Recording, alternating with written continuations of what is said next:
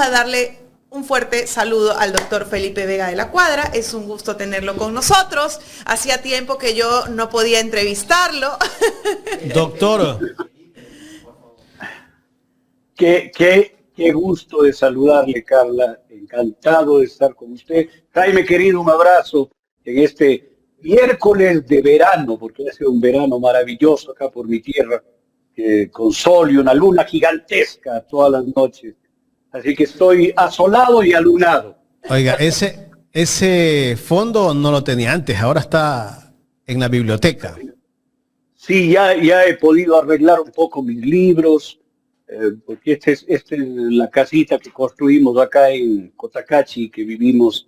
Así que he sacado de algunos cajones, todavía falta. Pero bueno, me arropan los libros ahora.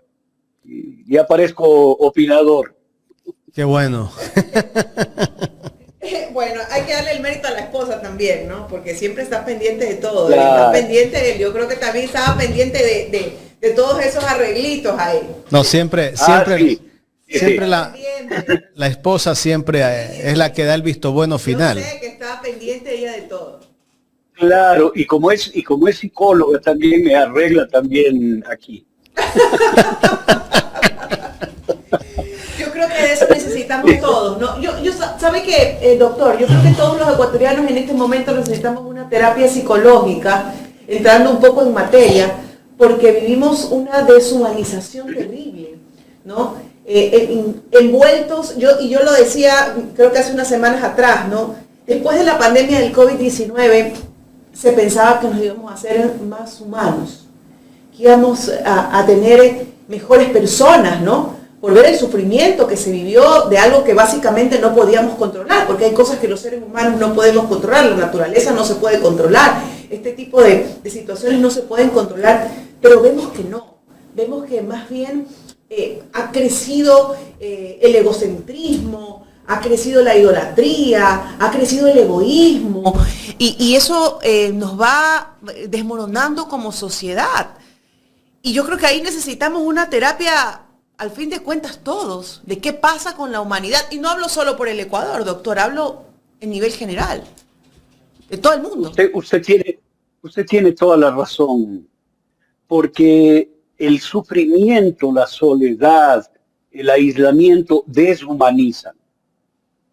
Lo que vivimos en la pandemia fue un reto muy fuerte a nuestra condición humana, porque encerrarnos a hacer nuestro trabajo, si es que teníamos trabajo online, sin contacto con las personas, sin compartir, sin socializar, nos quita una parte fundamental de la condición humana, que es el gregarismo, el poder estar en colectividad. Y esa deshumanización que sufrimos todos y todas durante la pandemia se agravó con una caída brutal en las condiciones de vida, en las condiciones de seguridad, en el autoconcepto, en el amor propio, en el miedo permanente que vivimos en el Ecuador. Carla, si en el semestre inicial del año anterior hubo 94 asaltos a transporte público en las carreteras del Ecuador, y este año hay 126, es decir, 36 o 32 asaltos más, el miedo crece también proporcionalmente. El miedo crece proporcionalmente, y no solo en el transporte público, sino en la actividad cotidiana, en la extorsión, en la vacuna, en el secuestro, en las imágenes que vemos a diario de las masacres, que 10, 15 personas en Ponce Enrique, que 4 muchachos encontrados muertos en Quito, que ahora las nuevas masacres, que 19 en la provincia del Oro. Es decir, todo eso nos lleva a un estado de permanente trauma. Y el trauma se expresa en el cuerpo, no solo en la psiquis y en la estabilidad mental, sino en la condición fisiológica. En el Ecuador estamos enfermos. Unos enfermos por efecto de, y otros enfermos por su cleptomanía. Mire, acabo de sacar en mi canal de YouTube un video sobre la importancia de tener un papá. Está bonito el video, porque nos inquiere mucho sobre esto. Y esto me llevó a pensar, ¿qué pasa con el presidente de la República? Porque yo en el video explico que las personas que roban, los niños que roban, las niñas que roban, es porque están tratando de tener un papá. Están tratando de robar metafóricamente a un papá. Y yo creo que el señor Noboa ha negado a su padre, por eso le tienen encerrado, por eso nunca ha aparecido. Un hombre que buscó siempre la presidencia, cuando su hijo alcanza la presidencia, no aparece para nada, pero ni siquiera en el acto de posesión, tras Pero, cualquier pretexto, ¿no? doctor, perdón que lo interrumpa. Me gustaría que me aclare algo, ¿no? Mire, el presidente Daniel Noboa, cuando inicia su campaña y su mandato, él dice que él no es anti nada, que él es pro.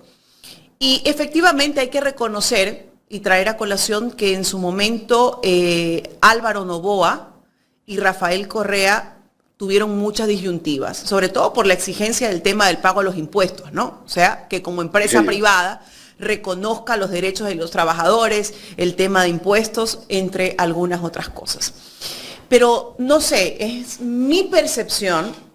Usted, por supuesto, tiene que tener con su experiencia una percepción profunda, pero yo no sé, pero yo lo siento al presidente Daniel Noboa como que él tiene un resentimiento también con aquello, Sí. ¿no? Porque, por ejemplo, en los momentos que trataba de sarcásticamente imitar ciertos dejos del presidente, el expresidente Rafael Correa, yo más bien no me parecía una payasada, yo trataba de verlo más y decía, este hombre vive con el rencor de lo que en su momento vivió el economista Rafael Correa con su padre, entonces ahora quiere como que sobreimponerse, entonces me da esa impresión que vive lleno de resentimiento, no sé si la palabra adecuada será odio, no sé hasta qué punto puede ser odio, pero me da esa impresión y trata de imponerse más bien por eso. Sí, y por muchas cosas más. Y trata de imponerse a su propio padre, porque lo otro no es significativo en la psiquis de las personas. Es el propio padre. Él trata de imponerse a su propio padre, y al imponerse a su propio padre, quiere hacer lo que él no hizo o no lo alcanzó a hacer. Y por eso alcanza la presidencia de la República, por eso es obsesivo con aquello. Y segundo, quiere obtener, según mi lectura, lo que su padre no obtuvo. Su padre no obtuvo fortuna, él heredó de su propio padre. Él quiere tener su propia fortuna. Y está y esto es el motivo de mi análisis, y está en una actitud desenfrenada de acumular contratos del Estado. Porque además, Carla, estoy convencido que el señor Noboa se dio cuenta ya que no va a ser reelecto. Y como no va a ser reelecto, mide días para poder crear su propia fortuna.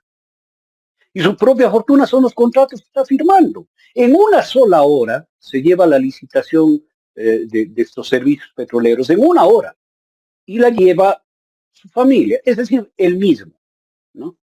Él mismo está acumulando fortuna, y sé de gente cercana a él que está en esa actitud, evidente y claramente, además de manera manifiesta ante sus cercanos, diciendo, bueno, no voy a ganar, tengo que ganarle en fortuna a mi propio abuelo, ¿no? Es decir, entra en esta dinámica de competencia con su abuelo y de irrespeto y menosprecio a su propio padre. Esta es la explicación psicológica para entender lo que está pasando en este momento. ¿Por qué de manera tan desaforada, está contratando y arreglando negocios? Es por esto, por esta compulsión hacia emular a su propio abuelo para ponerse por encima de su padre. Esa sería la explicación sistémica, psicológica de lo que está Y sucediendo. por encima de toda su familia, ¿no? Doctor, ¿qué papel juega su mamá ahí? Y le pregunto, ¿qué papel juega su mamá? Porque vemos que la doctora Anabel Asín lo va a acompañar ahora en estas candidaturas como primera asambleísta. Yo hablaré en abstracto, no del caso específico del señor, que a la final no conozco los interiores de esto. Pero por lo general, en quien no toma a su padre y trata de emular a su abuelo para ser más grande que su padre, se generan dos sentimientos. Uno de amor a su madre porque es la única referencia que tiene en su origen. La mamá tiene que aferrarse a ella y por lo tanto desarrolla un amor casi patológico hacia la madre. Y por el otro lado, un sentimiento de repulsa y de castigo porque no le permitió tomar a su propio padre. Porque este es un equilibrio muy frágil en el alma humana. Si mi madre tiene todo el beneficio y mi padre nada, ella se hace acreedora del rechazo porque no tengo el equilibrio. Y por esa razón empiezan a odiar a las mujeres. Porque yo no puedo odiar a mi propia madre. Entonces, de manera vicaria, oriento mi rechazo y mi repulsa hacia otras mujeres. Y empiezo a castigarlas a ellas en lugar de a mi madre. Esto es un juego psicológico básico. No digo que sea eso, pero parece que todo coincide, ¿no? Parece que todo coincide. Por cómo trata a su ex esposa, cómo trata a su propia hija, cómo trata a las personas que están en su entorno y a las que él considera sus enemigas, que resultan ser casi todas mujeres, ¿no? Entonces, el cuadro psicológico se configura. Oiga, y sabe que, mire, qué importante esto, ¿no? Y yo, mi primer trabajo, tuve un jefe, no lo voy a nombrar, ¿no? Yo era poco más y pasapapel, lo recuerdo tanto. Y aquel personaje que era mi jefe decía que todas las mujeres eran unas tales y cuales, menos mi madre, que era una santa. Se me vino a la cabeza esas expresiones, ¿no? Y de cómo nos trataba a todos los que colaborábamos con él, sobre todo a las mujeres, nos trataba súper, súper, súper mal, ¿no? Y bueno, yo era una joven que tenía que trabajar para comer. Lo recuerdo tanto, se me vino a la cabeza y hago este análisis. Entonces, por eso es que idolatran, o en este caso, digamos, si queremos un poco hacer una paradoja de aquello, a su madre, pero el resto de las mujeres... Claro. Mi mamá es ideal porque no puedo expresar contra ella los sentimientos reales que tengo.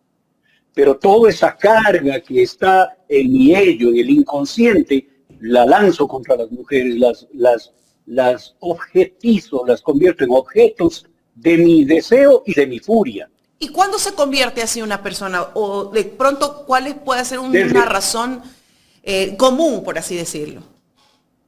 A ver, voy a dar varias razones. Cuando el padre es brutalmente violento y el niño, el hijo varón pequeño, no puede tomarlo para sí y no puede identificarse con él. Cuando el padre tiene una vida disoluta y le ofende y le hiere, le pone cuernos a la madre, la utiliza, la infama, entonces tampoco tomo a mi papá por eso. O en una carencia real, no está mi padre, nunca estuvo mi padre. O mi madre siempre se expresa mal de él, siempre le acusa, siempre hay agresividad. Entonces yo no puedo asumir simbólicamente a mi papá. Yo creo que eso le pasa al señor Novoa. No sé por qué, no conozco los interiores de su vida, pero lo que se ve, lo público, se puede leer como lo estoy leyendo yo. Bueno, excelente apreciación y bueno, excelente análisis, ¿no? Y sobre todo profundizar sobre este tema, ¿no? Porque hay muchos hogares disfuncionales, muchas personas que se crían, ¿no? Que van creciendo con estos problemas. Ahora, doctor, tenemos 17 candidatos y yo hacía a algunas personas esta pregunta. ¿Qué se le viene a la mente a una persona común que muchas veces no está inmerso en el tema político? Hay gente que usted sabe, trabaja en la fábrica, se levanta a 5 de la mañana, agarra su expreso, si es que tiene expreso, y si no, pues su bus, llega a la fábrica, no les permiten nada, se encierran y así mismo salen, y así es la vida de muchos, y trabajan por un sueldo paupérrimo. Y luego llegas a una época electoral, vas a las votaciones y ves 17, 15 rostros. ¿Qué hace una persona ahí? Que, oiga, hoy día usted está inspirada para hacerme las preguntas, porque claro, son las expresiones exactas de nuestro pueblo. O sea, perdón la expresión grosera que voy a decir, ¿qué carajo hago yo con 17 binomios? ¿Por quién voto? Pero dígame, ¿a quién escojo? Esta es la reacción típica, la esperable del electorado ecuatoriano. La culpa no es de las personas. Esto deviene de un código de la democracia que permite este caos, para que en el caos la gente, al no saber por quién votar, vote por alguien de la derecha. Este tiene plata, este no va a robar. ¡Pam! Toma, señor Novoa, mi voto. Es decir, el código de la democracia lleva al elector, al electorado, a que escojan lo peor. Esto está pensado. Así se construye nuestra democracia. No hay una confrontación ideológica, no hay una expresión del abanico ideológico. No, aquí hay movimientos de alquiler y candidatos de alquiler que se cruzan, como en esta famosa calle que yo estoy poniendo de ejemplo, esta calle en Ámsterdam, no sé, Jaime, si usted ha ido o usted, Carlita, ha visto, que ya es un atractivo turístico. Ámsterdam le llevan a ver la calle de las prostitutas donde están en vitrinas y la gente pasa y toca un botón y escoge con quién hace el negocio carnal, que me parece infame para las mujeres, infame para la dignidad humana, tener en exhibición como carnicería. Pues eso pasa en el Ecuador en términos electorales, Jaime y Carla. Aquí hay vitrinas y hay candidatos que pasan y dicen, yo voy a ir por este, y después no, se cambian y voy por este, y después terminan por otro. Vamos a ver, el señor Topic empezó con los socialcristianos, después se iba, creo, con Amigo y ahora va por Suma. El señor Tillería iba por uno, termina por otro. La señora González, no Luisa González, sino esta candidata que Andrea González. Exactamente. Ella iba por uno, termina en el partido de Lucio Gutiérrez. Y así por el estilo. Cucalón. Carlos Rabascal, Cucalón. Mire cuántos candidatos y candidatas han estado pasando de una vitrina a otra. Y esto no es gratis. El código de la democracia permite un comercio electoral infame en el Ecuador. Infame. Dígame. ¿Qué se puede hacer para poner un alto a tantas candidaturas? Ahorita está en manos del Ahora no, electorado. para la próxima, por lo menos. Ya. A la próxima, una asamblea constituyente que tire abajo todo esto. Porque esta es una construcción que se viene haciendo desde la época de Lenín Moreno Garcés, de la época de Julio César Trujillo, que pusieron un consejo electoral espurio, un tribunal contencioso electoral espurio, y que empezaron a hacer una serie de modificaciones para llegar a esto que estamos viviendo. Esto no es solo un problema de reforma legal, es un problema de la ley, del código, es un problema de reforma de todo el sistema electoral. Todo el sistema electoral tiene que cambiar para que no haya esta sinvergüencería, Jaime, de que un movimiento logra por minorías, porque cambiaron el sistema de asignación de escaños, y alguien con una minoría del 0,1%, como el coronel Lucio Gutiérrez, alcanza con las justas a llegar a ser asambleísta con las y salva a su movimiento que continúa inscrito sin tener sino el 0,1% de la adscripción electoral. Este es el problema que estamos viviendo. Entonces, ¿por qué no cambian? Porque les conviene. Claro. Porque de los 17 binomios, 4,5, voy a decir, porque el Partido Socialista está a medias, su candidato a presidente Pedro Granja está alineado con el MPD y en una lucha estúpida contra el correísmo. Su vicepresidenta no, el movimiento no. Entonces, digamos que 4 movimientos y medio están en la búsqueda de una unidad progresista de centro y de izquierda. Aparte de ellas, los 12 movimientos restantes son de la derecha, 12 de 17. Y si la gente le pone una papeleta de este tamaño, una sábana, en donde 12 de los 17 movimientos son de derecha, va a escoger uno de los 12, por cansancio, por agobio, con la expresión que ponía Carla. Y ahora que ya a mí no me importa, todos son sinvergüenzas de este. Doctora, hay movimientos que dicen ser de izquierda, pero yo he visto esos movimientos que le han hecho el juego a la derecha y que han salido a caminar con la derecha, en el caso de Guillermo Lasso, y que incluso le alzaron la mano a Guillermo Lasso cuando era candidato en el 2021. Uno de ellos es, por decirle, el Movimiento Popular Democrático, que ahora se llama Unidad Popular, y otros. Mire, Jaime, yo voy a hacer a los que ya tenemos algunos años de vida, les voy a hacer acuerdo de lo que era el Movimiento Popular Democrático desde los años 80 en la universidad. Los movimientos de izquierda universitarios tratábamos de unirnos y ellos salían a darnos bala para que no lo hagamos.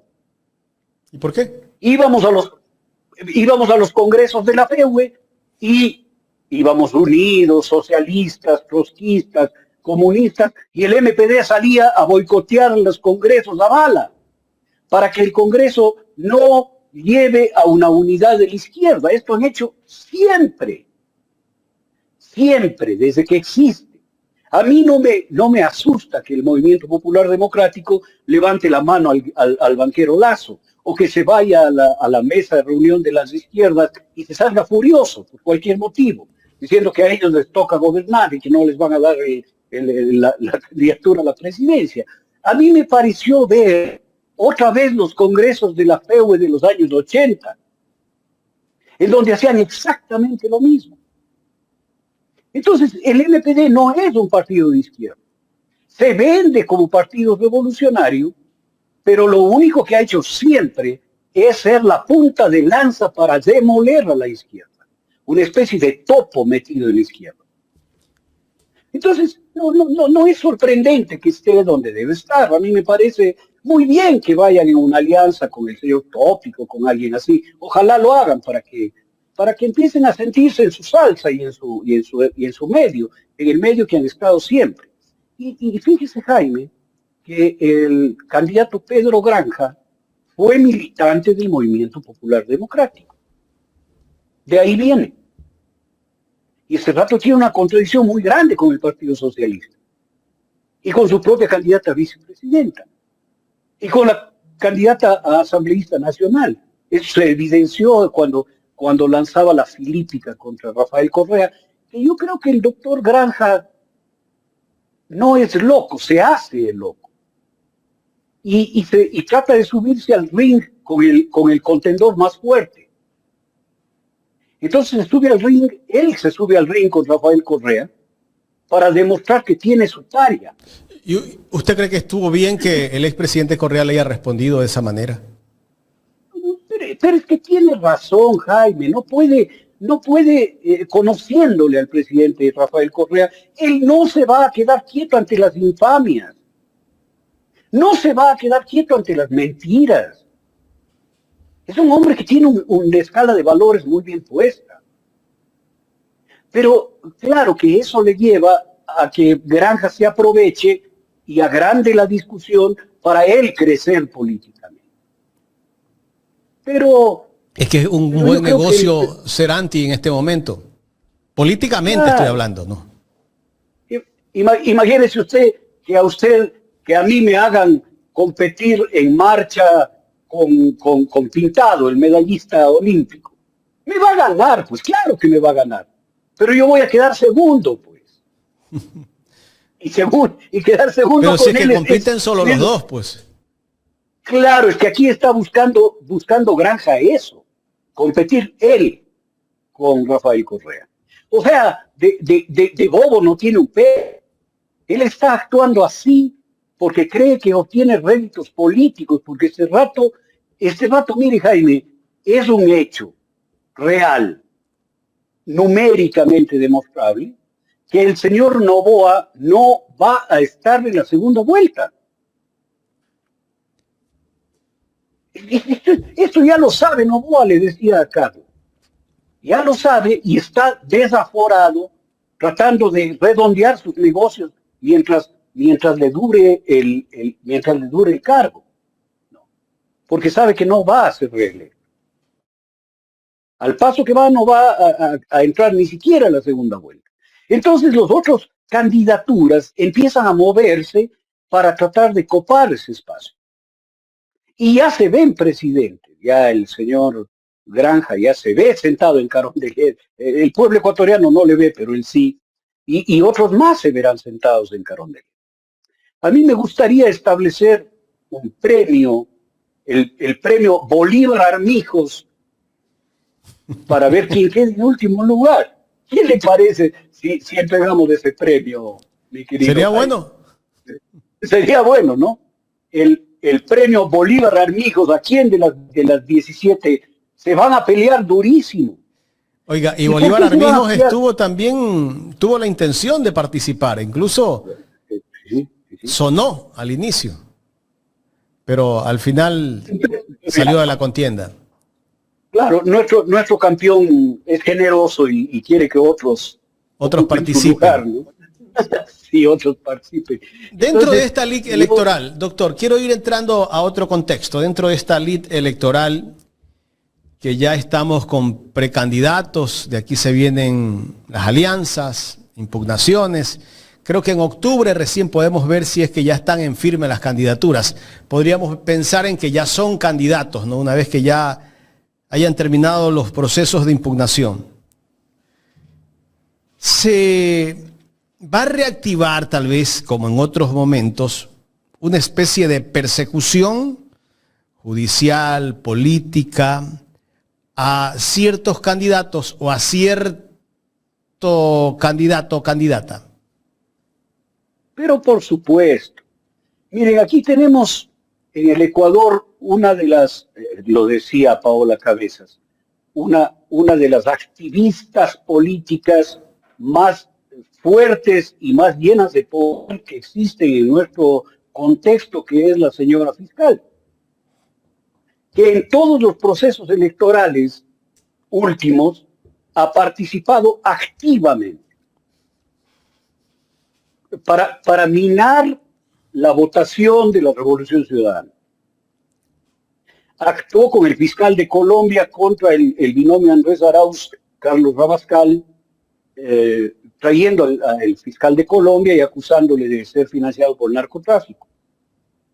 Actuó por dichos de la misma familia del señor Villavicencio, de la viuda y de sus hijas, que ella les llamó a decir que el autor intelectual, quien contrató la muerte, el asesinato de Fernando Villavicencio, fue Rafael Correa. Y la familia, por supuesto, salió a decir. Y con eso se cayó 11 puntos en las encuestas, el binomio de la Revolución Ciudadana, causando un daño irreparable a la democracia y al Ecuador. ¿Quién hizo eso? La señora fiscal. Y en cada escenario electoral ella ha actuado con una sevicia y una opacidad y una perversidad inéditas en el Ecuador. Inéditas en el Ecuador. Entonces, esperar algo ahora, por supuesto, ya empezó. Ya empezó con esta falacia de que la asambleísta Viviana Veloz junto con Rafael Correa estuvieran reclutando jueces, como decía Diario La Hora. Es decir, ella tiene un eco mediático terrible que genera un framing, un marco en el cual una acción extrapolítica, extraelectoral, afecta a las decisiones electorales de la gente. Entonces ella estará preparando algo. Y ya viene con esta cosa terrible de ahora sí ya júzgueme, ya le doy permiso a la asamblea que me juzgue. Con una pinta de bacana. ¿Por qué lo hace? Por lo que ocurrió el fin de semana. No, lo hace porque ella sabe que mientras Kronfle esté en la presidencia, la cosa va a ir a su favor. Porque si Viviana Veloz se hace cargo de la presidencia de la Asamblea, la cosa se va a poner un poco más dura y cuesta arriba, ¿no? Porque ya no tendrá operadora en la presidencia de la Asamblea Nacional. Entonces quiere que se despache rápido ese juicio. Habrá hecho números, no ella, porque no creo que sepa sumar. Pero no hay los votos, doctor. Bueno, eso es lo que vemos desde afuera. Y a quién sabe, a quiénes nomás puede iniciarles una investigación previa o allanarles el domicilio, como hizo con estas juezas que cometieron el pecado de cumplir con su obligación y decidir una acción administrativa, que es un cambio de lugar de cumplimiento de la detención. Es decir, vaya a destacarse a esta otra. Y allanó sus viviendas. No buscando pruebas, porque no hay pruebas, no hay delito en eso, sino como un mensaje clarísimo. Es decir, actúa sin obedecerme y verás lo que te pasa, ¿no? Porque así actúa él. Entonces, ¿quién sabe a quién nomás de la asamblea le tiene chantajeado? Porque el mayor chantajista no es los choneros. El mayor chantajista es la Fiscalía y el sistema judicial ecuatoriano, ¿no? Que a Priscila Schettini, a la doctora Porras, le sancionaron por haber demostrado un delito cometido por la señora fiscal, ¿no? El plagio, y están sancionadas ellas. Pero es que esto ya es insólito. Oiga, pero cuando nosotros vemos los medios de comunicación tradicionales, vemos otro contexto, ¿no? De cómo la alaban a la fiscal, cómo le dan, la ponen a ella, ¿no? Que ella es casi que una persona inmaculada y que es la que lucha contra toda la corrupción de este país. Yo le voy a contar una historia, Jaime. En el Imperio Romano hubo un emperador que se llamaba Nerón. Y él le encantaba cantar con su cítara, ¿no? Y era muy mal cantante. Pero al que se atrevía a decirle que cantaba mal, le mandaba al circo para que le coman, al circo máximo, para que le coman los leones. Nadie se atrevía a decirle que canta mal. Todos le aplaudían al emperador. Todo el mundo le aplaudía al emperador. Se me fue el audio. Aunque cantaba feo. Aunque cantaba feo y cantaba muy mal. Y entonces el miedo era una forma. Y la otra era la compra. Él compraba a los jueces de los certámenes de canto, les compraba. Y los jueces le daban el premio al bel canto al emperador Nerón, que le importaba más cantar que gobernar. Entonces, algo así pasa aquí. La señora fiscal tiene en su mano la herramienta del chantaje y el miedo. Y el gobierno y los gobiernos últimos en el Ecuador tienen el dinero para comprar a los medios. ¿En qué sabemos que ha gastado presupuesto el señor Daniel Noboa así? En promoción, en comunicación. Que 2 millones, que 2,5 millones, que 1,800,000, ¿no? ¿A dónde va ese dinero? A comprar prensa. Por supuesto no le llega a usted, Jaime. Ni usted lo aceptaría. No nos llega a nosotros, ni lo aceptaríamos. Está en los medios de comunicación que aplauden esta cosa. En esta barra pagada, en los troll centers, en estos bots que generan opinión en redes sociales. Este es el problema que vivimos. Por eso crece el poder de personas como la señora fiscal, porque en un país civilizado no pudiera crecer, no le permitirían crecer. Los jueces no se someterían a un factor del Poder Judicial que es la Fiscalía. No se sometería. La policía no se sometería de la manera que se somete.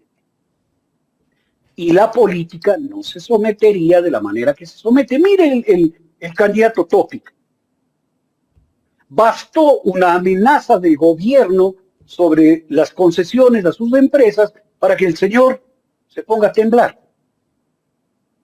¿No? Así de sencillo. Pero sin embargo, doctor, salió a la luz el día de ayer o antes de ayer una denuncia donde el presidente de la República o el gobierno ha entregado contratos a familiares. Pero es que eso es lo que está sucediendo. Me comenta gente cercana que el señor ya da por hecho que no va a ganar la presidencia. Y entonces está con una compulsión extrema a hacer más fortuna, ha dicho, de lo que me cuentan, ¿no?, que su propio abuelo.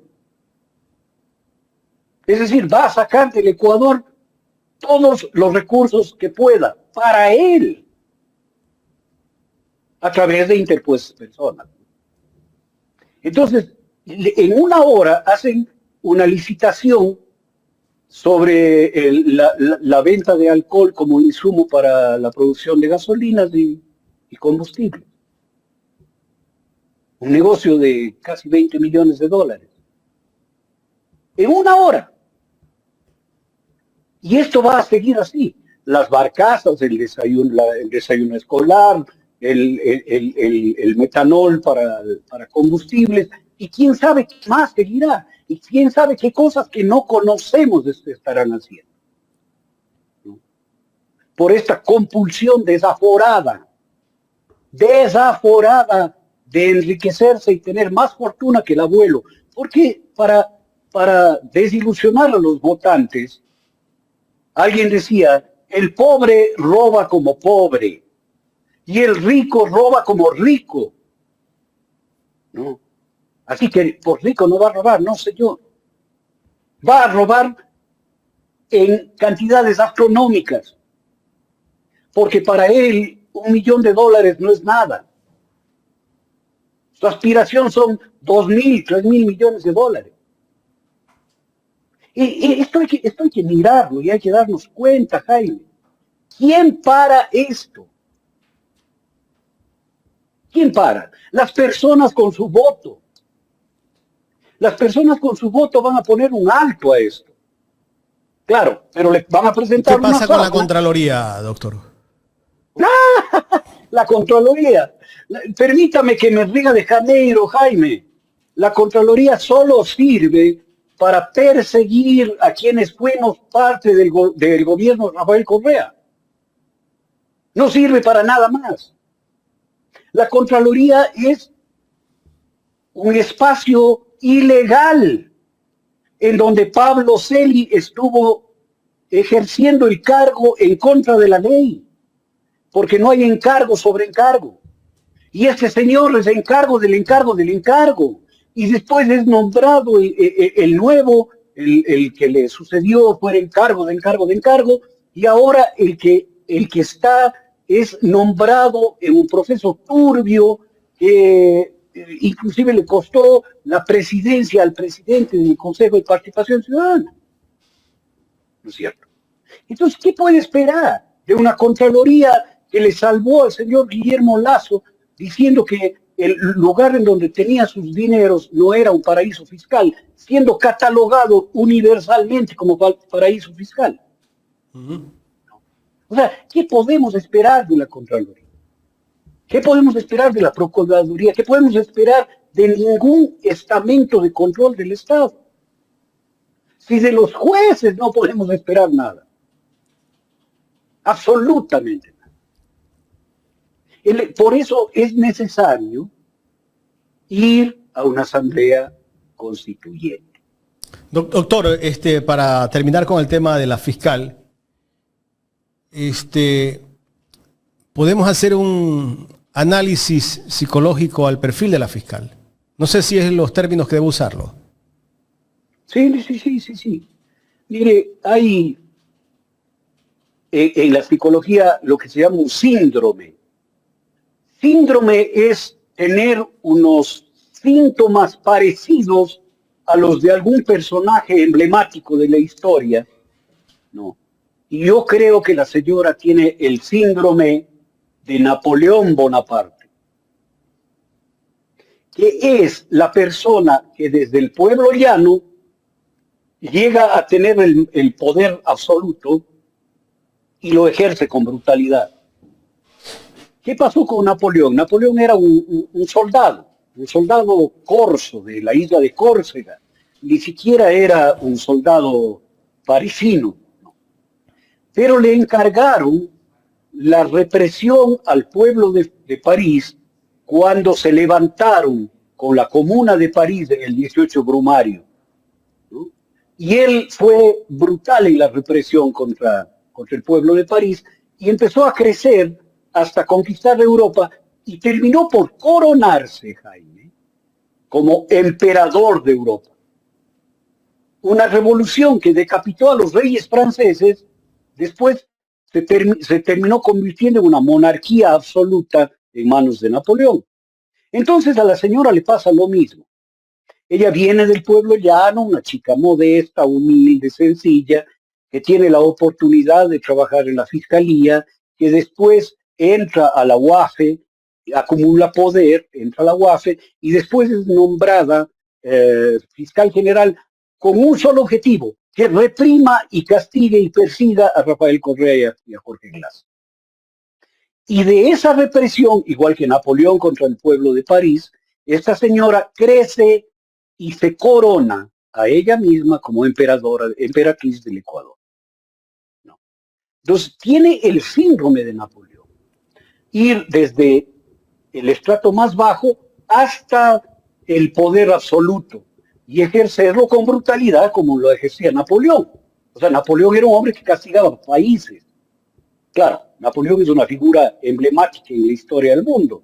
La señora es referida a nuestra dimensión muy pequeña, es casi de caricatura, pero ejerce el poder absoluto en el Ecuador, Jaime. Más allá de la Constitución, más allá de la ley, más allá de la legalidad, más allá de la ética. Es una persona que hace lo que le da la gana, que puede llevar mujeres en cinta y en condiciones de parto a juzgarlas, y el día que le están juzgando políticamente a ella, dice, no, yo estoy embarazada, no me pueden juzgar, e irse y después decir, ahora sí júzguenme.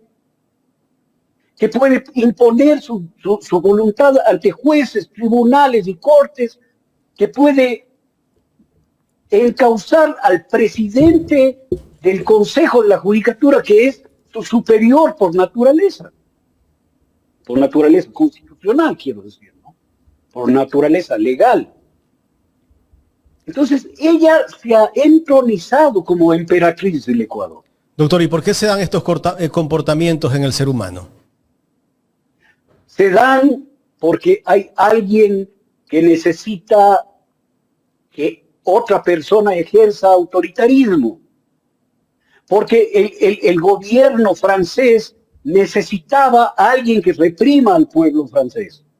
Porque el gobierno ecuatoriano necesitaba a alguien que destruya a Rafael Correa y a Jorge Glass y a Ricardo Patiño y a la cantidad de personas que están perseguidas por el señor, ¿no? Entonces, el poder fáctico necesita a alguien que le haga el trabajo sucio. Y la persona que hace el trabajo sucio, el verdugo o la verduga, termina decapitando a los que le nombraron. Termina haciéndose del poder. Este es el síndrome de Napoleón. El verdugo convertido en emperador o en emperatriz. A ella le pusieron para que castigue a la Revolución Ciudadana. Personas y ahora ella es la que... Y estas personas que tienen este comportamiento, en el fondo, tienen cierto temor porque en algún momento ese poder se puede terminar. Sí, sí, pero no tiene el peso específico como para hacerles cambiar de conducta, porque son personas amorales, antiéticas, básicamente amorales, ¿no? Son personas que en el fondo psicológico tienen un complejo de inferioridad tremendo, sobre el que se ha hablado muchísimo de Napoleón Bonaparte, que era pequeñito, que era feo, ¿no? ¿Ya? Está bien, y que por eso tenía un complejo de inferioridad que lo transformó en un complejo de superioridad. Yo creo que la señora fiscal adolece de lo propio, ¿no?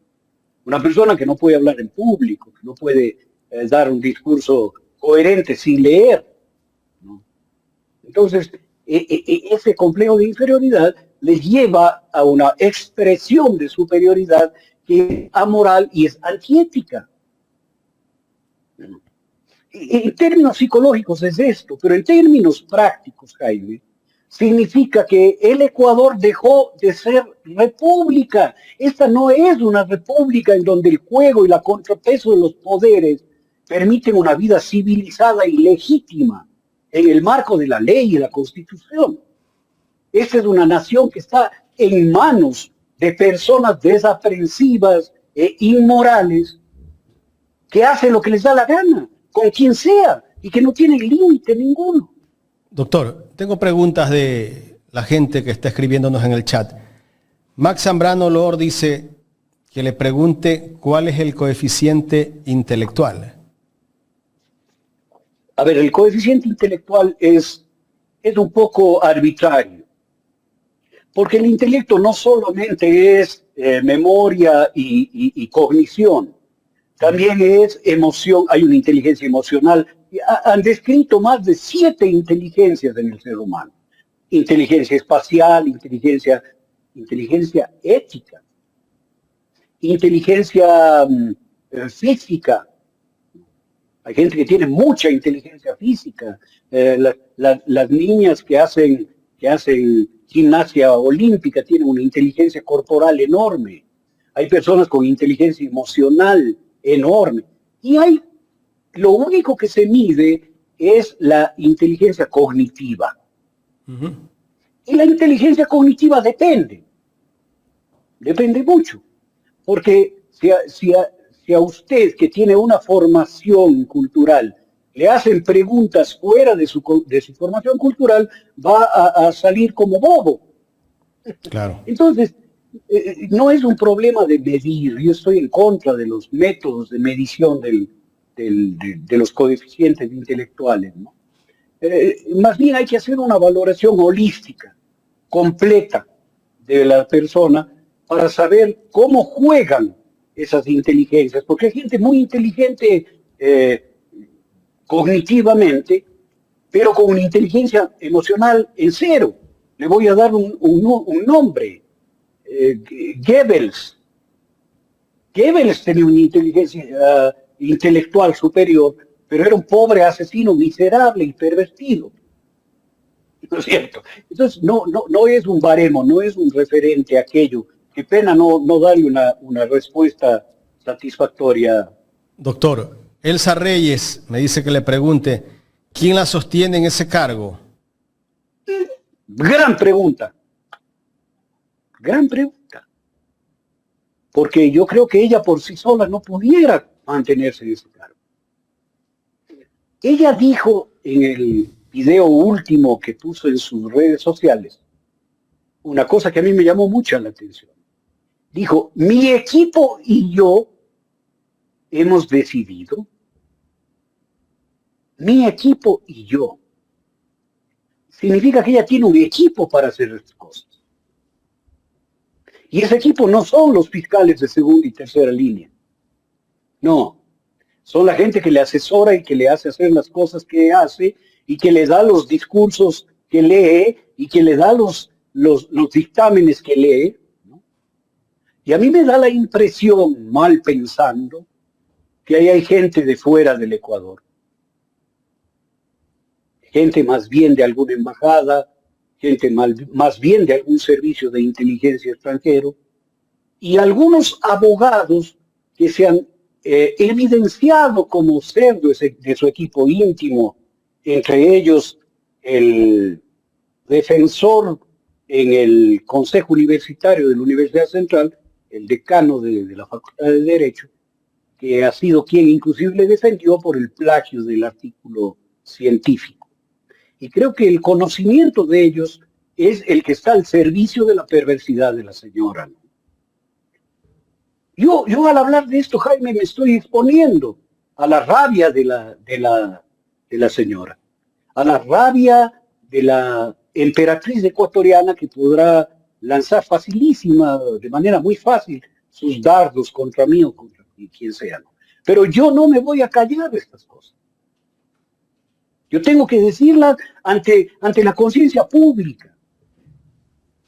Porque aquí le han venido a usted la idea de que es Santa Diana de la pulcritud, que es la heroína valiente, como decía el señor Abascal, ¿no?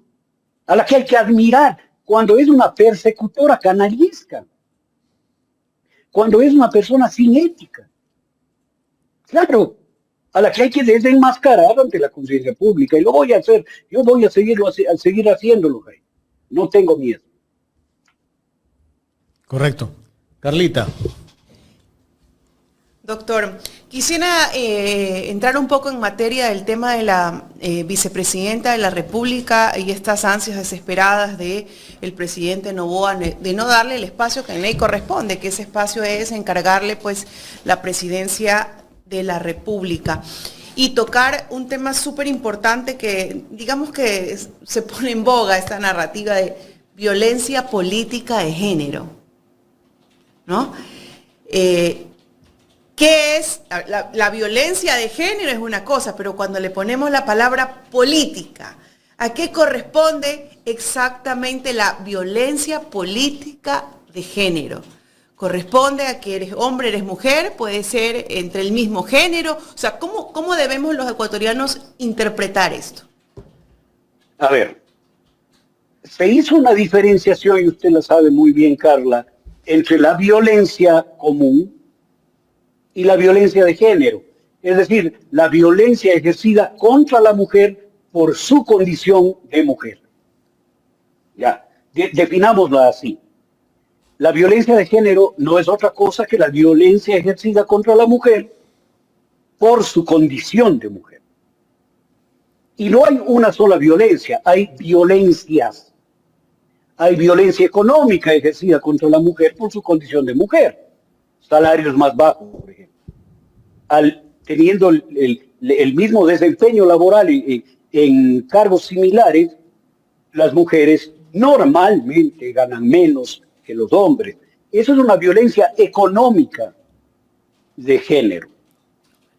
Hay una violencia física, hay una violencia simbólica, hay una violencia intelectual, emocional.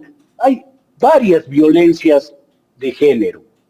Yo creo que sí hay una violencia política de género, que es ejercida contra las mujeres que están en la política en términos políticos y por su condición de mujeres.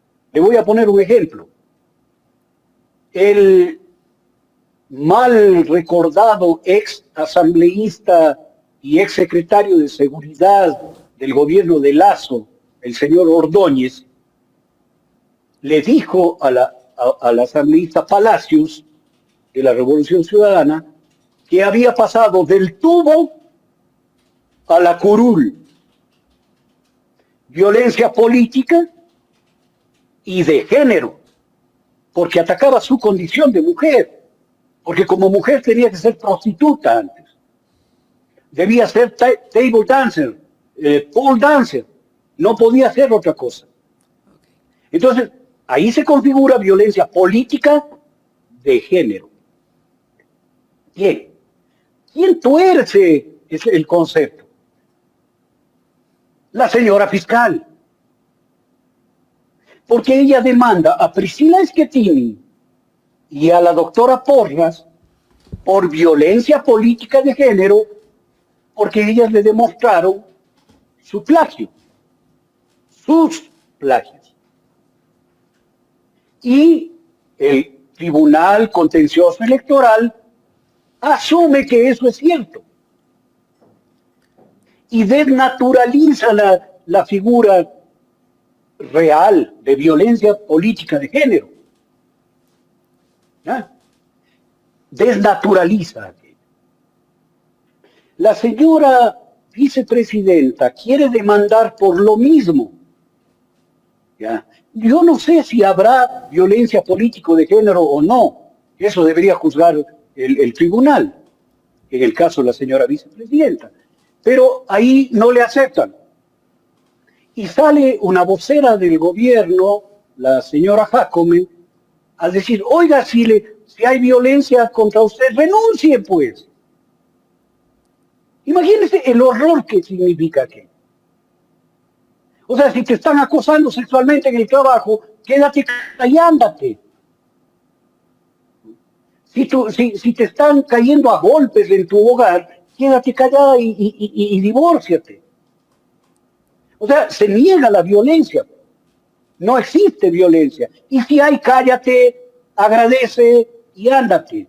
Y anda besándole la mano diciendo, marido propio es, que pegue nomás. ¿No es cierto? Entonces, se vuelve a desnaturalizar la figura. Porque además el presidente de este tribunal esconde la demanda para no tratarla. Pero el mismo gobierno vuelve a reactivar la figura cuando la asambleísta, no me acuerdo el nombre, la asambleísta vaga, ¿cómo se llama? Bueno, que el alcalde de Guayaquil dijo que era una funcionaria. Lucía Jaramillo. Lucía Jaramillo va y le demanda al alcalde de Guayaquil por violencia política de género. O sea, fíjese, Carla, el juego que hay, si vale, no vale, si vale, no vale, si vale, no vale. En este caso vale, en este otro caso no vale. ¿Ya? Una realidad que realmente, para redundar, existe.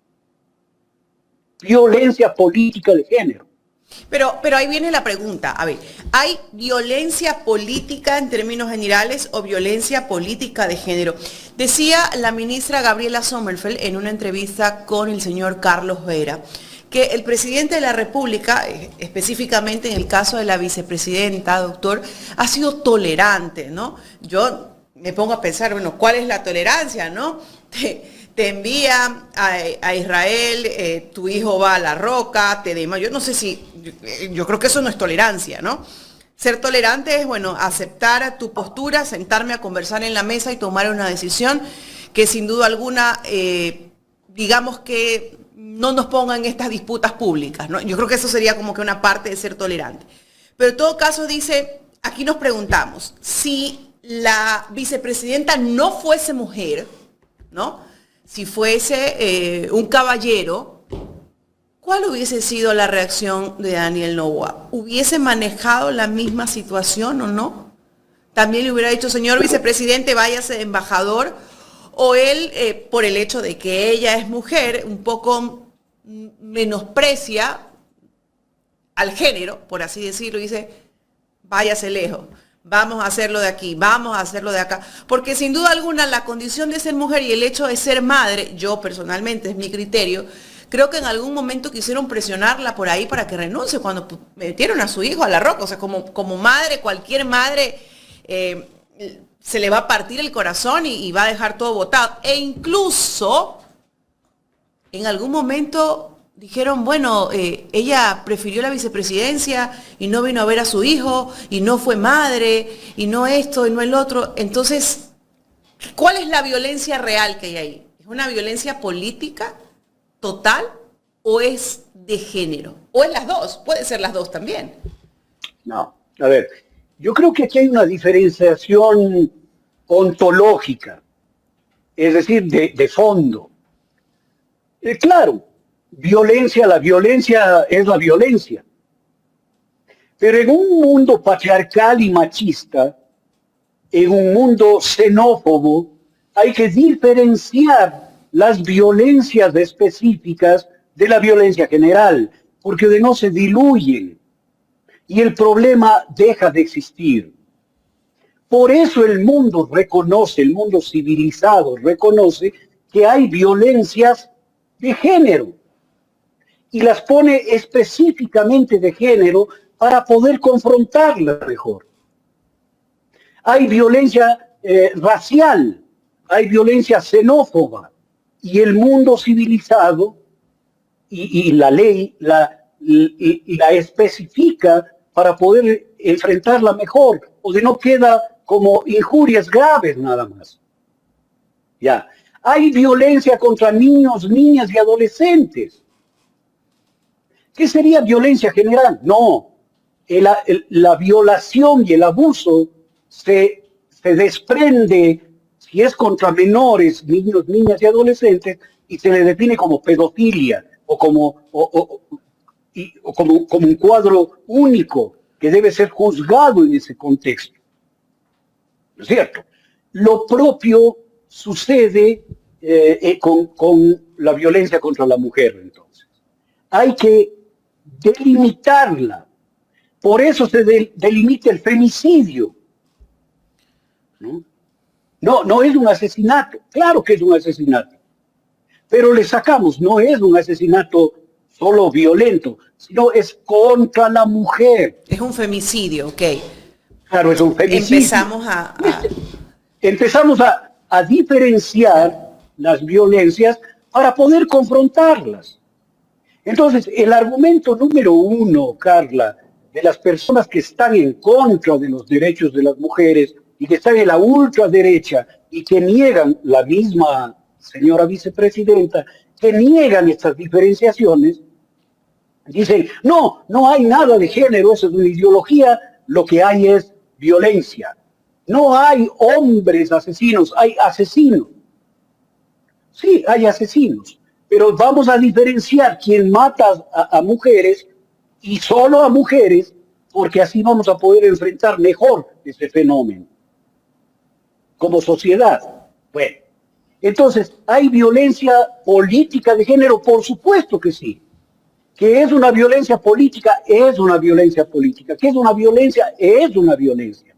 Pero vamos a diferenciarla para poder combatirla.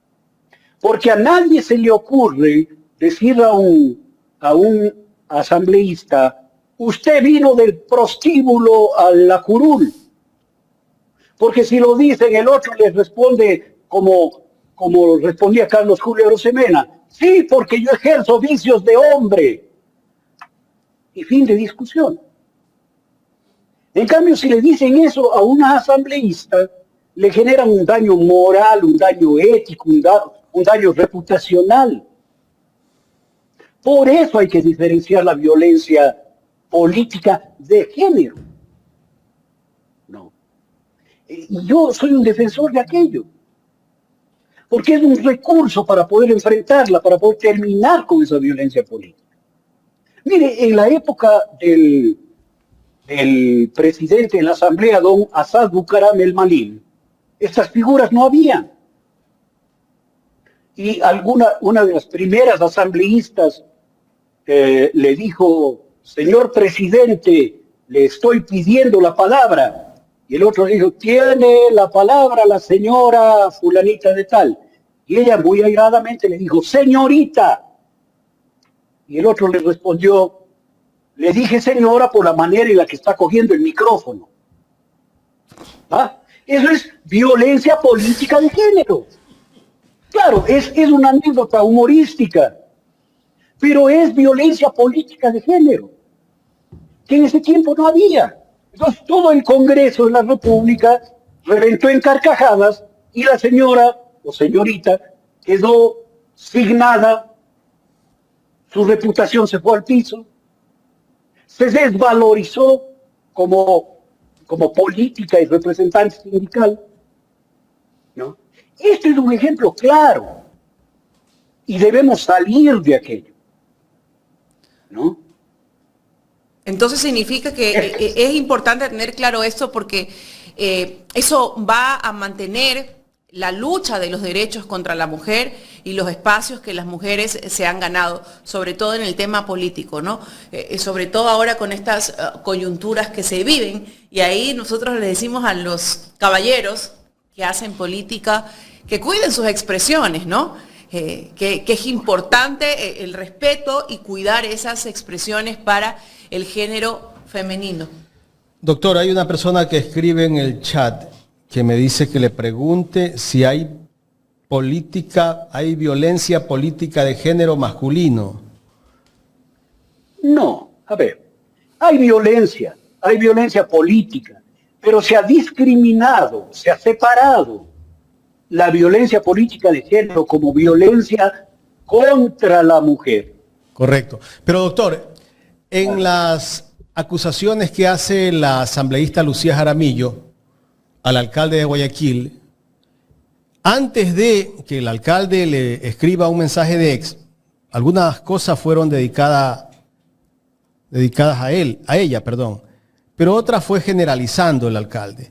Pero antes de eso, la asambleísta lo había descalificado al alcalde de Guayaquil. Creo que le había dicho un poco más hasta delincuente. Bien, estas son cosas, mi querido Jaime, que deberá juzgar el tribunal. Es decir, ¿hay razón para la expresión del señor? ¿Es una expresión que salió en una confrontación agresiva de parte de ella? Eso debe juzgar el tribunal. Pero lo que no podemos es decir, no hay violencia política de género. Sí hay violencia política de género. Yo he puesto el ejemplo del presidente del Congreso, Assad Bucaram. Violencia gratuita, además. Porque sí, además. No. En este otro caso de confrontación, eso debe decidir un tribunal. Pero no por ello debemos atacarlo al principio. El principio es que cuando se ejerce violencia contra una mujer en el ámbito político, es una violencia que debe ser reconocida penalmente, legalmente, puniblemente, de manera punible. Pero ¿quién decide eso? El tribunal, para eso hay un tribunal. No juzguemos a priori. Ella tiene derecho a demandar y el tribunal tiene derecho a discernir y decir, aquí hubo, aquí no hubo. Claro, y si hay un tipo de sanción para el alcalde de Guayaquil, ¿qué va a pasar con la sanción que debe haber contra el presidente de la República también, no?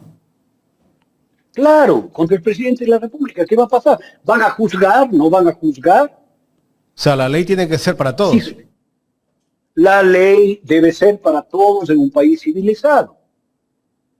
Pero como aquí somos el imperio de una señora, entonces aquí se hace lo que les da la gana. Uh-huh. Es el grave problema. Y sobre la pregunta, Jaime, no equiparemos género femenino con género masculino, porque estamos equiparando al poderoso con quien no tiene poder. Estamos en una sociedad en donde cualquier carga machista para un hombre le hace más hombre. Pero cualquier carga contra la mujer le destruye reputacionalmente. O sea, es desigual la cosa. No igualemos, digamos, género masculino y femenino son lo mismo. No, aquí tenemos que equiparar primero. Entonces, obviamente que hay violencia contra hombres. Habría que ver cuántos de los 4.000 asesinados hasta este momento en el Ecuador, o 3.000 y pico de asesinados, son hombres. Ahí hay violencia. Claro. Pero no es una violencia de género, es una violencia general. No. Porque las bandas delincuenciales son de hombres. Porque las víctimas de estas broncas entre bandas son hombres. Y entonces hay que tener mucho cuidado de esas cosas. Hay demasiado prejuicio alrededor de los temas de género, Jaime. Demasiado prejuicio. Y de eso se sirven los que tienen interés en desmontar estos recursos que tienen ventajosamente las mujeres para ser protegidas en su accionar político. Y sin duda alguna ha habido bastante violencia, ¿no? Bueno, recordemos... Hay alguien que discrepa, doctor, en el chat. Se lo voy a leer el mensaje. Dice, Giorgio Ranulfo Durazno Alvarado dice, discrepo con el doctor Felipe. La violencia política con el género masculino está presente, por ejemplo, cuando se dictó el juicio contra Rafael Correa por influencia psíquica. Los ejemplos son muchísimos. Sí, no, tiene razón. Yo no estoy negando, Jorge Ranulfo, y me agrada mucho lo que usted dice. No estoy negando la violencia.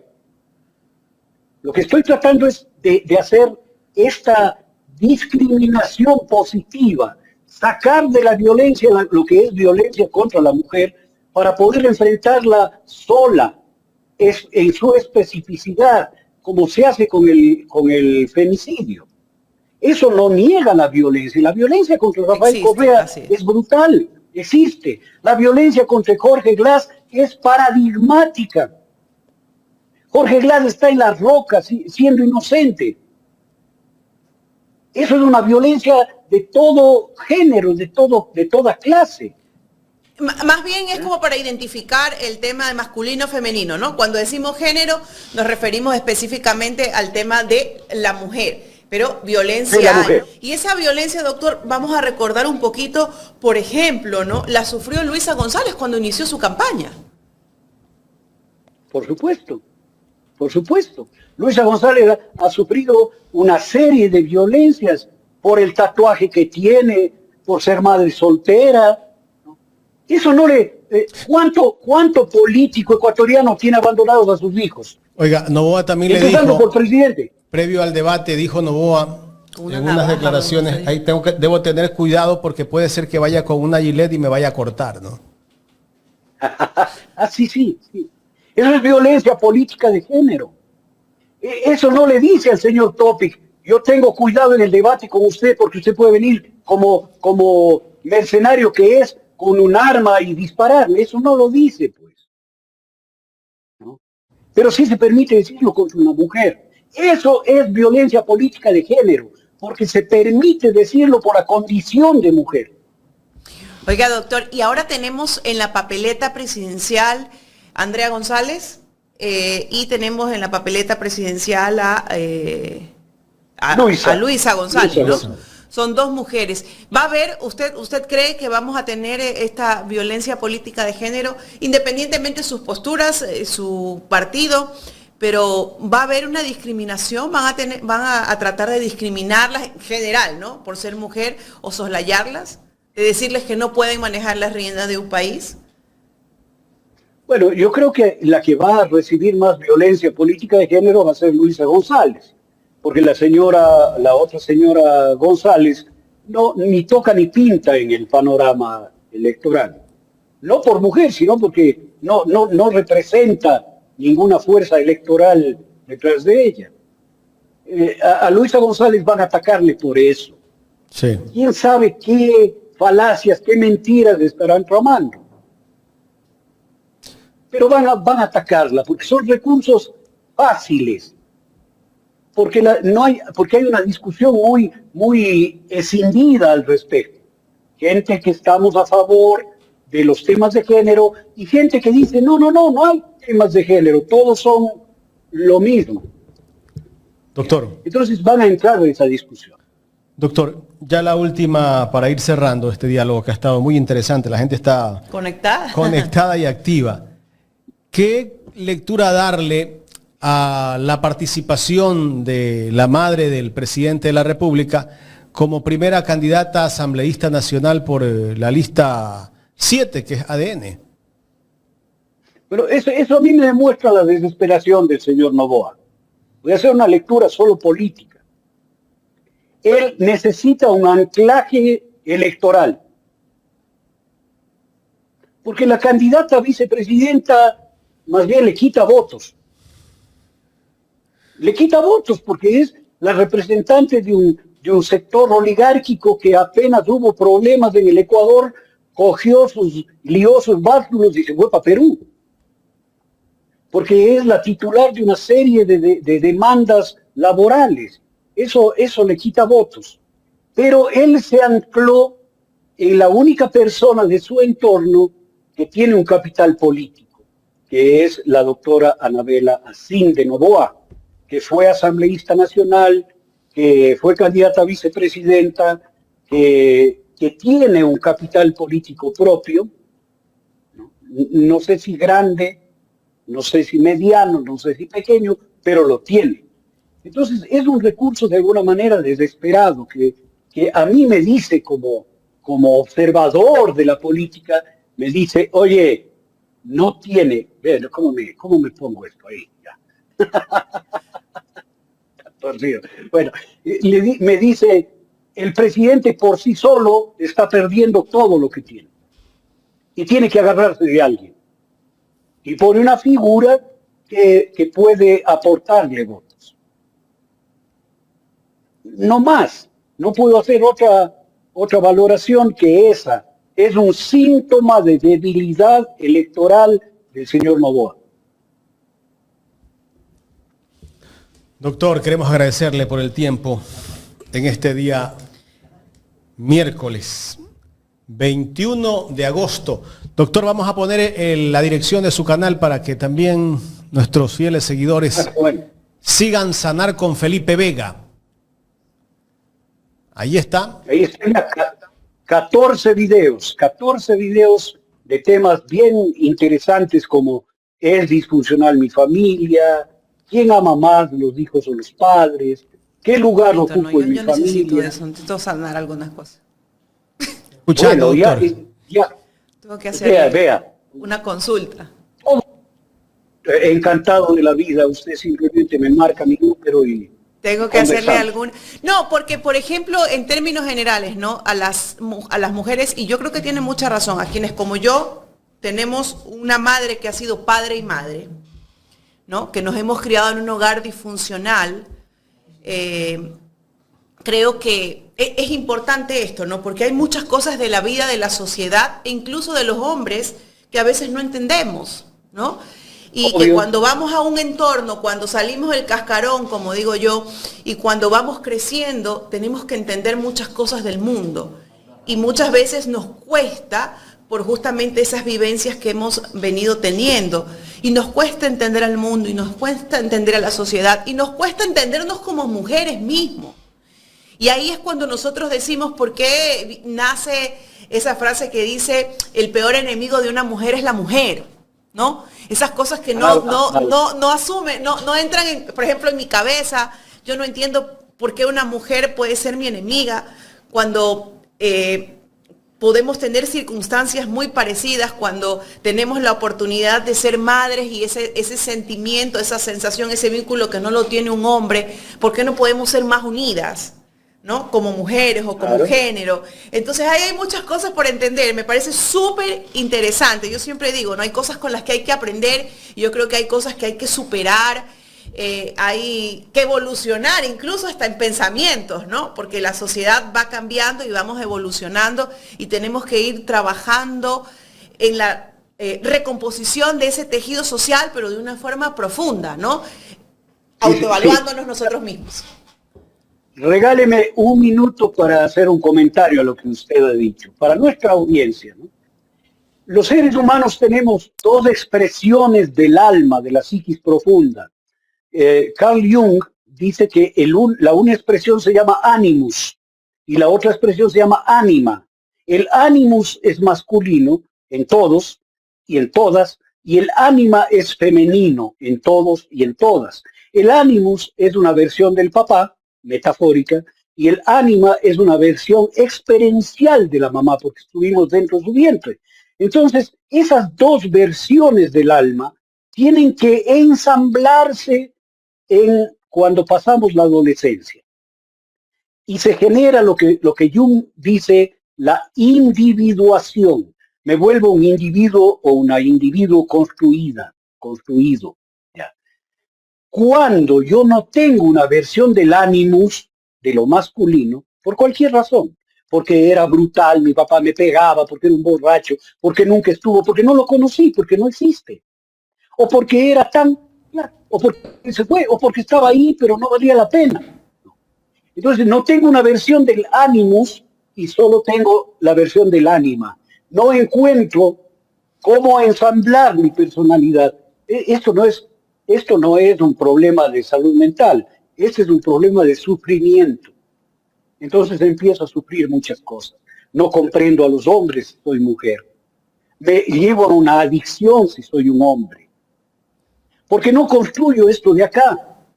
Entonces, terapéuticamente hay que construir la versión del animus, esa carencia, para que podamos ensamblar y ser personas completas. ¿Quieren hacerlo? Bueno, vaya a terapia, pues. Esto se hace muy rápido. Es muy fácil hacerlo. Así que llámenos, haga una sesión con Soledad, con mi esposa, o conmigo, o con ambos, y va a ver que en una sola sesión puede llenar esa carencia y completarse. Doctor, qué bueno su canal de YouTube, porque en Ecuador la mayoría de los hogares son disfuncionales, ¿ah? Y nos vamos criando con carencia. Nosotros, quienes nacimos en los 90, sufrimos el tema del feriado bancario, y muchos de nosotros, que somos los millennials, crecimos así, con hogares disfuncionales, porque mamá o papá también emigró. Y las causas las estamos viviendo ahora. Las causas las vivimos ahora. O sea, hay un sinnúmero de situaciones que ahora hay que comprender a esta sociedad y que ahora pasan factura, ¿no? Todo lo que estamos viviendo en temas de inseguridad viene también producto de ese feriado bancario que fue hace ¿cuántos? Ya 25 años. Sí. Muchos niños se quedaron abandonados. Doctor, le agradecemos muchísimo. A ustedes. Gracias al doctor Felipe Vega de la Cuadra, que estuvo con nosotros en este miércoles.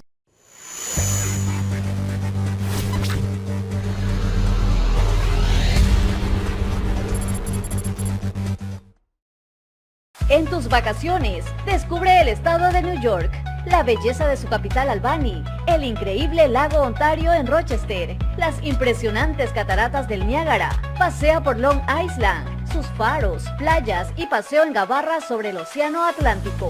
Descubre la belleza de las montañas nevadas y practica esquí. Compra en los mejores outlets. Disfruta de la arquitectura hindú más grande de América. Reserva tu hospedaje y transporte desde y hacia el aeropuerto John F. Kennedy al 64 69 86 27 95. Aceptamos PayPal.